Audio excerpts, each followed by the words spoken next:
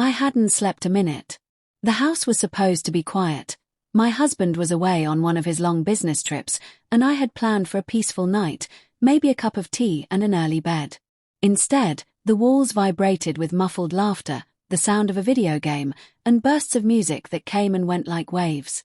My stepson had brought a friend home again, unannounced as usual. They were both in their early 20s, all energy and noise, and I could hear them from my room at the end of the hallway. Every time I thought they'd settled down, another laugh cut through the silence, sharp and alive. At first, I told myself to ignore it. Boys will be boys. But as the clock crept past midnight, then 1, then 2, my patience began to fray. I lay on my side, eyes wide open, staring at the faint glow of the digital clock. Each passing minute felt heavier than the last. I pressed the pillow over my ears, hoping to muffle the noise, but their laughter seeped through everything. Somewhere between irritation and exhaustion, I realized it wasn't only the sound keeping me awake, it was the emptiness beside me.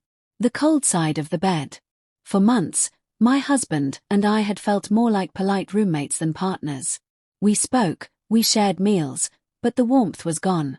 He was always working, always somewhere else, and I had stopped asking when he'd be home. Lately, the house had felt more like a waiting room than a home. I sighed, pushing the covers aside. If I was going to stay awake, I might as well face the reason.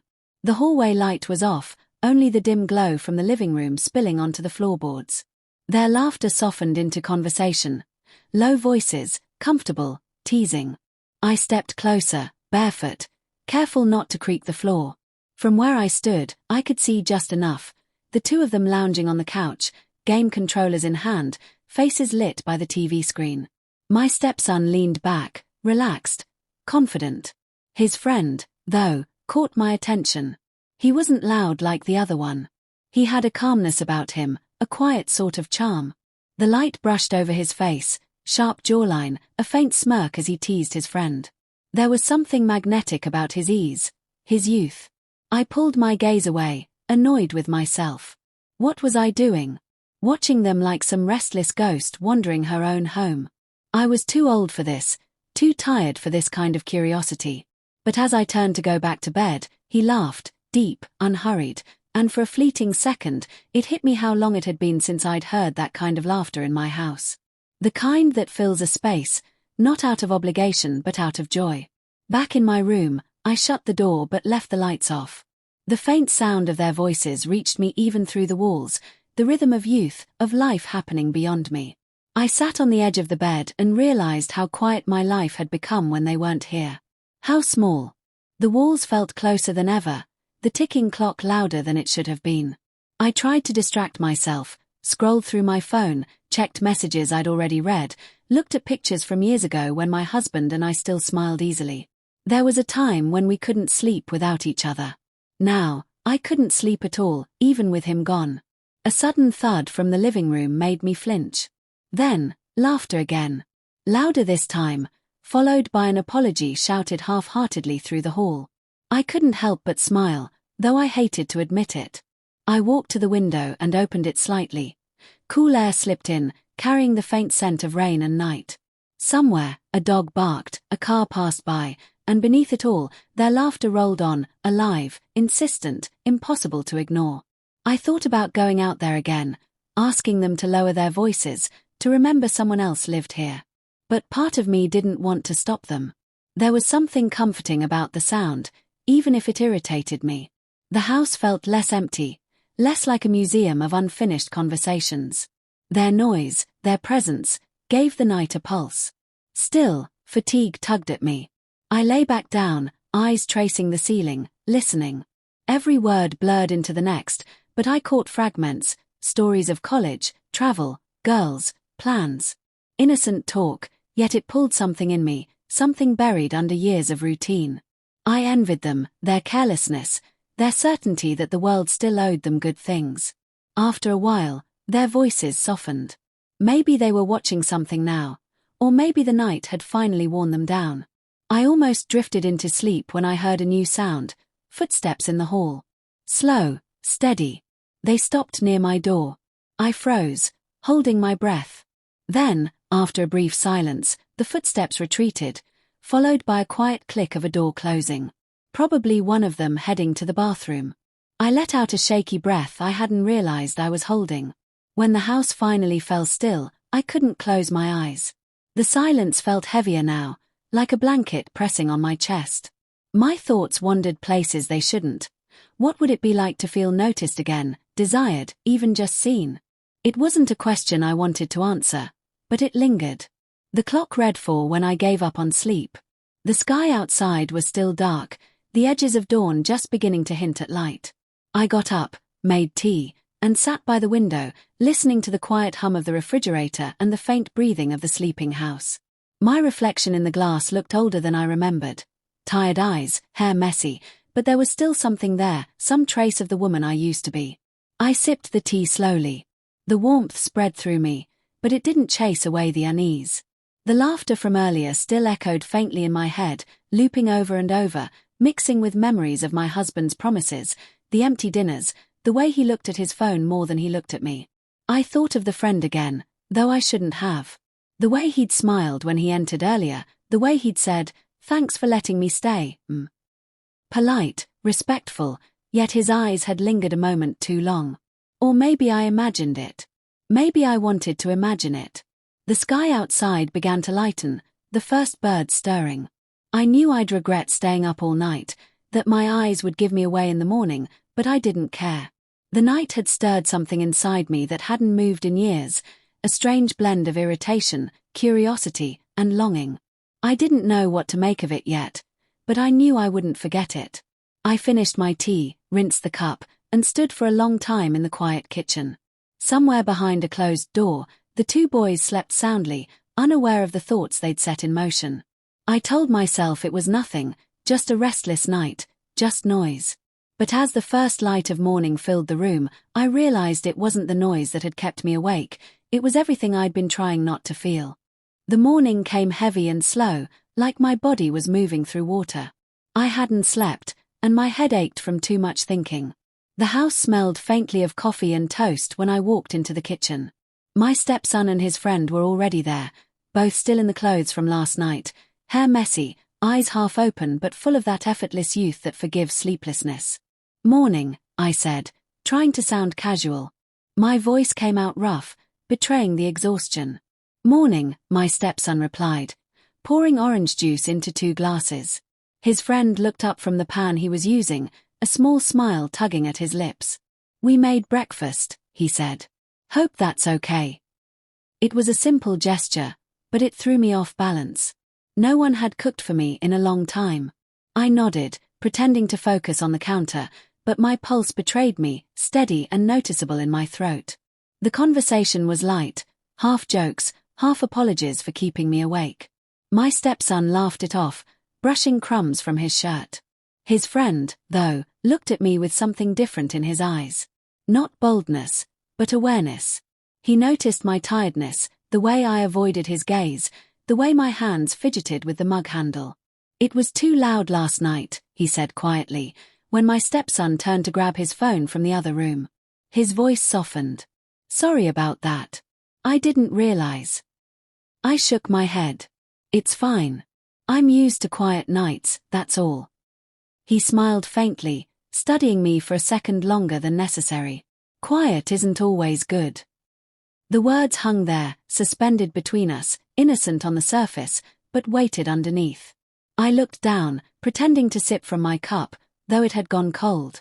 I wanted to respond, maybe with something light, maybe with something sharp, but nothing came out. My stepson returned, breaking the silence. They joked again, the sound filling the kitchen like sunlight. Yet every time I glanced up, I felt the friend's eyes on me, never intrusive, just observant, like he was trying to read something written behind my face. When my stepson left to run to the store, saying he'd be back soon, I was suddenly aware of the space shrinking between us. It was quiet now, except for the faint sizzle from the stove and the hum of the refrigerator. I could feel his presence beside me more than I could see it.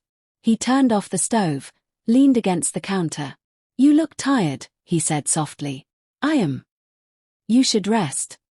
"I tried," I said, almost laughing. "Didn't work." He smiled again, Slower this time. Maybe you think too much. The way he said it wasn't teasing, it was knowing. I looked at him fully then, really looked, and for the briefest moment, I forgot who he was. Not my stepson's friend. Not someone too young. Just someone who noticed me when no one else had. The air felt charged, not with action but with awareness. Then, just as quickly, he looked away, rinsed the pan, and changed the subject. He'll be back soon. We'll stay out of your way today. I nodded, forcing my tone back to normal. You're fine. I don't mind. He glanced up again, a flicker of something unreadable in his eyes. I know. And just like that, the moment dissolved, slipped into the ordinary rhythm of the day. But it stayed with me long after they left the kitchen, the sound of his voice echoing in the quiet he'd just filled. When I finally sat down, the plate of untouched breakfast in front of me, I realized how strange it felt to be seen, not as someone's wife, not as someone's stepmother, but as a woman again. And the strangest part wasn't that I liked it. It was that I'd forgotten how much I missed it. The evening returned like a slow confession. The house carried that familiar restlessness again, the faint sound of music, laughter, footsteps overhead.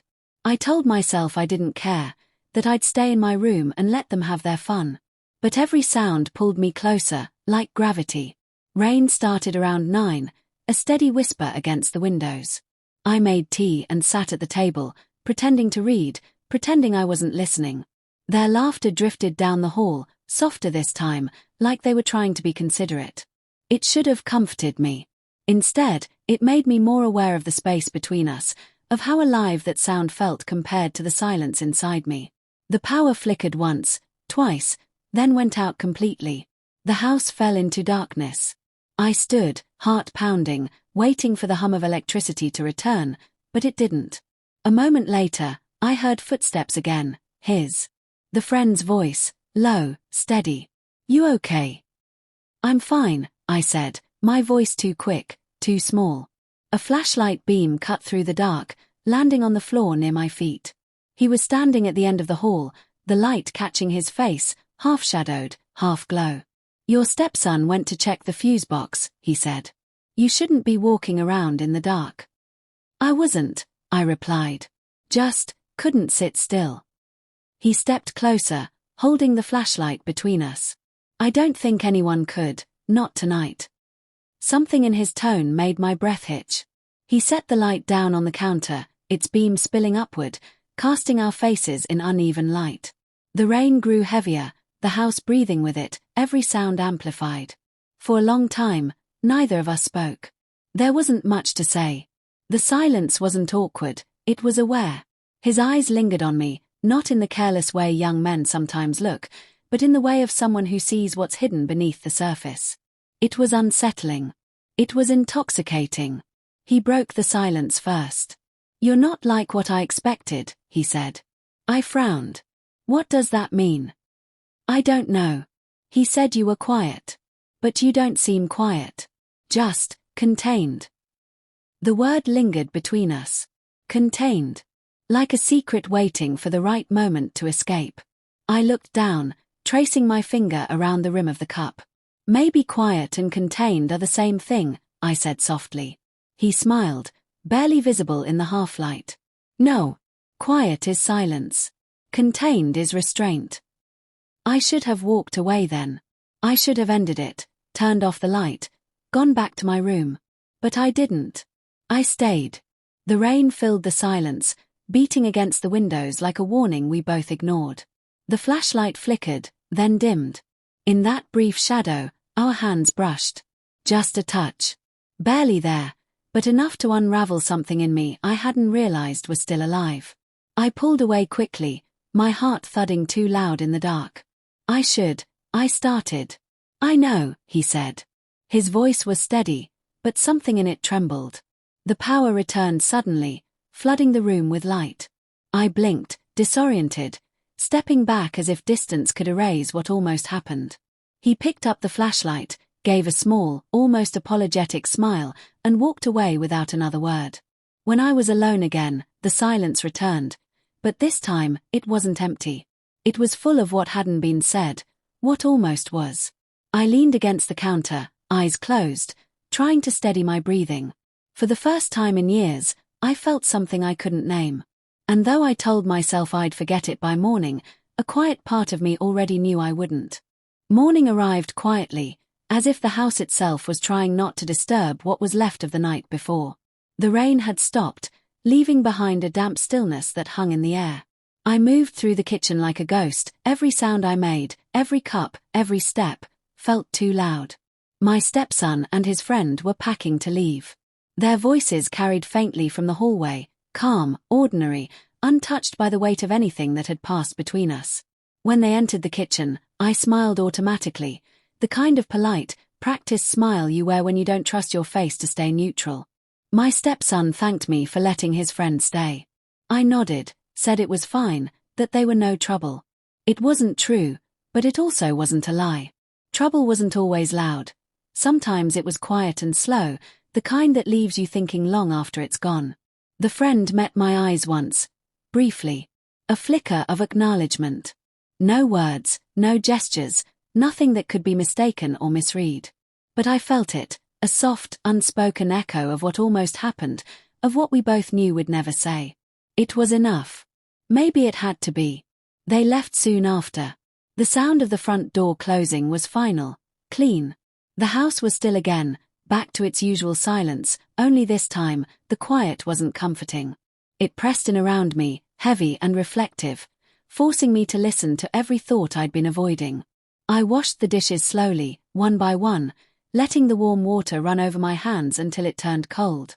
I thought about the night, about the near touch, about the line I almost crossed and the one I knew I couldn't. There was guilt, yes, but there was also something else. A strange kind of awakening. A reminder that I was still capable of feeling, of wanting, of being wanted. And that realization, more than anything, scared me. When the phone rang, I didn't need to check who it was. My husband's voice filled the silence, distant, distracted, already somewhere else.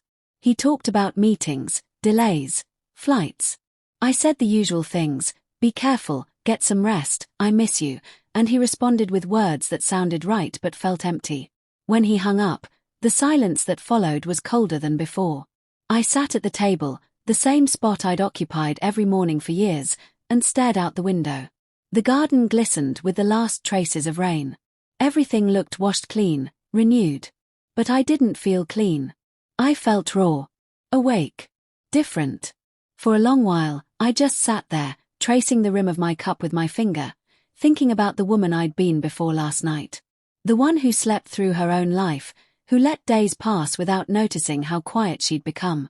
That woman was gone, replaced by someone who now knew how thin the distance was between loneliness and temptation. I didn't feel proud. I didn't feel ashamed. Just aware. When the sun finally broke through the clouds, I stood up, opened the windows, and let the light in. The air smelled of rain and beginnings. I took a slow breath, deeper than any I'd taken in months. That night, when I went to bed, the house was completely still. No laughter. No music. No footsteps. Just quiet. But for once, it didn't feel empty.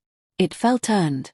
And when I finally closed my eyes, sleep came easily, not because the house was peaceful, but because I was.